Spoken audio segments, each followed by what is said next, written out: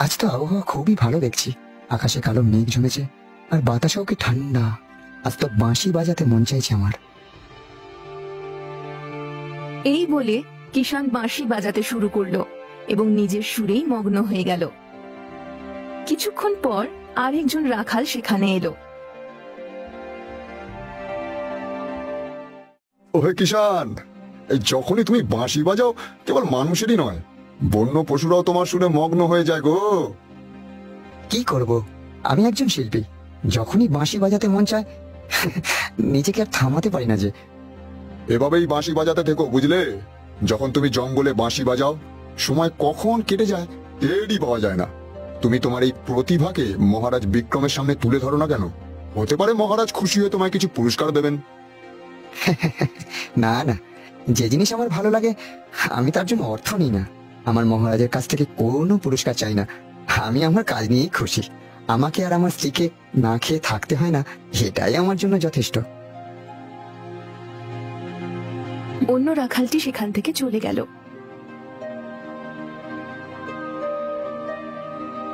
কিছুক্ষণ পর কিষান তার গরু, ছাগল ও ভেড়া নিয়ে নিজের গ্রামে ফিরে এলো।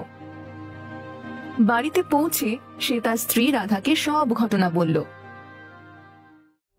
আপনি আর আপনার বাঁশি, অবশ্য অন্য রাখাল ঠিকই বলেছিল।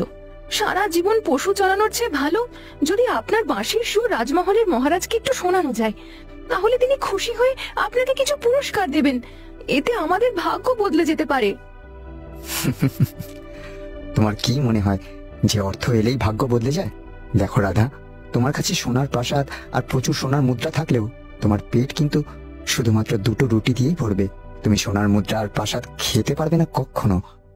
ব্যাস ব্যাস, যখনই আপনার সাথে অর্থের কথা বলি আপনি জ্ঞান দেওয়া শুরু করে দেন। ঠিক তখনই রাধা আর কিষানের কানে একটি আওয়াজ এলো। মনে হচ্ছে বাইরের রাজ্য থেকে কোনো ঘোষণা হচ্ছে, আমাদের গিয়ে দেখা উচিত।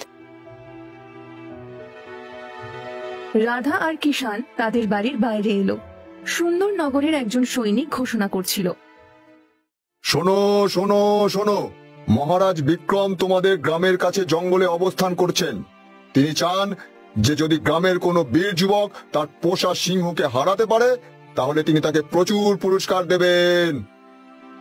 এই শুনে কিষান হাসতে লাগলো, কিন্তু গ্রামের সবাই ভয় পেয়ে গেল। সৈনিক ঘোষণা করতে করতে সেখান থেকে চলে গেল।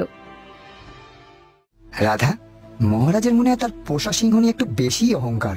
তুমি এখানেই থাকো, আমি এখনই সিংহটাকে জব্দ করে আসছি।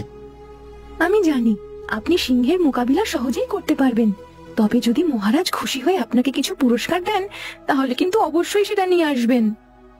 রাধা, তুমি তো ভালো করেই জানো যে জিনিস আমার ভালো লাগে সেটা করার জন্য কখনো আমি অর্থ নিই না, কারোর কাছ থেকেই না। এই বলে কিষান সেখান থেকে চলে গেল।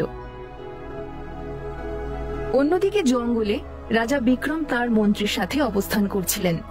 তাদের আশেপাশে 2-3 জন সৈনিক উপস্থিত ছিল। একটি খাঁচায় একটি সিংহ বন্ধ ছিল। মনে হচ্ছে এই গ্রামে কোনো বীর পুরুষ নেই যার এত সাহস আছে যে আমার সিংহের মোকাবিলা করতে পারে। ঠিক তখনই কিষান সেখানে পৌঁছালো। আমি আপনার সিংহের মোকাবিলা সহজেই করতে পারি, তবে আমার হাতে যদি আপনার সিংহ মারা যায় তাহলে আপনি আমাকে শাস্তি দেবেন না তো? রাজা বিক্রম হাসতে লাগলেন এবং কিষানকে উপহাস করে বললেন,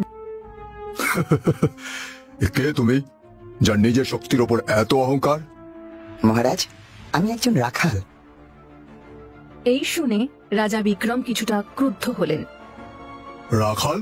এটা কোনো বাচ্চাদের খেলা নয়। খাঁচায় কোনো গরু, ছাগল বা মহিষ নেই যার মোকাবিলা তুমি করে ফেলবে।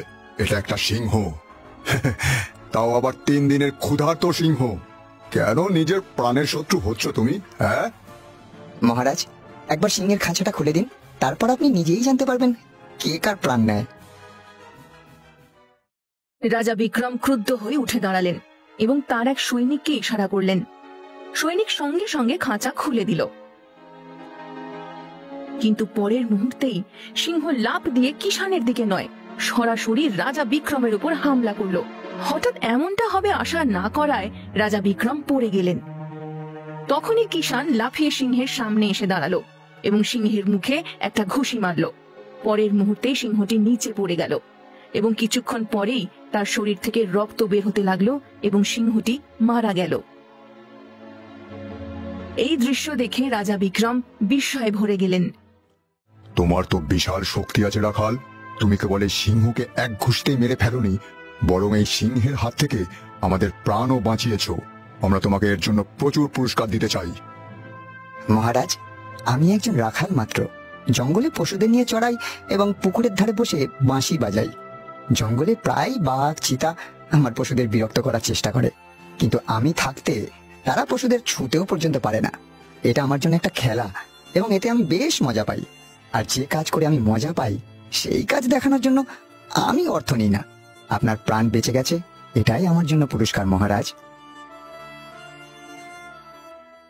এই বলে কিষান সেখান থেকে চলে গেল